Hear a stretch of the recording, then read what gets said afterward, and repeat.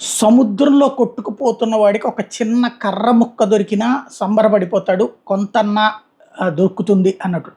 ఎన్నికలు అయిపోయాక గెలుస్తామా, ఓడతామా అన్నటువంటిది ఎవరికి వాళ్ళకి ఉన్నటువంటి సందేహాలలో ఏ చిన్న ఆసరా దొరికినా అమ్మయ్య మేము గెలిచేసాం అన్నటువంటి ఫీలింగు ఇప్పుడు కనబడుతోంది.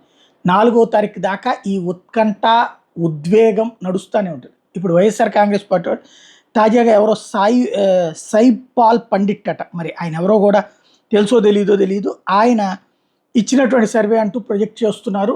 ఏంటయ్యా అంటే ఆ సర్వేకి సంబంధించినటువంటి అంశంలో వైఎస్ఆర్ కాంగ్రెస్ పార్టీకి 121 వస్తాయని, ఎన్డీఏ కూటమి అంటే తెలుగుదేశం, జనసేన, బీజేపీ కూటమికి 51 వస్తాయని, ఐఎన్డీఏ అంటే కాంగ్రెస్ పార్టీ, సిపిఐ, సిపిఎంల కూటమికి 3 స్థానాలు వస్తాయని ఈయన అంచనా. ఇది స్పెషల్ అనమాట. ఎందుకంటే ఇంతవరకు ఎవరూ కూడా కాంగ్రెస్ కూటమికి వస్తాయని అంచనా వేయట్లేదు. ఒక్క పార్లమెంట్ స్థానం కూడా వస్తుందని అంచనా వేయట్లేదు. అట్లాంటిది ఈ సర్వే స్పెషల్ ఏంటంటే ఈ అంచనా ఎలక్షన్ అప్డేట్లో సాయిపాల్ పండిట్ది వైఎస్ఆర్ కాంగ్రెస్ పార్టీ 121, ఎన్డీఏకి 51, ఐఎన్డీఏకి 3, ఇతరులకు 0, టోటల్గా ఇలా వస్తాయన్న అంచనాని ఫోకస్ చేస్తున్నారు వీళ్ళు.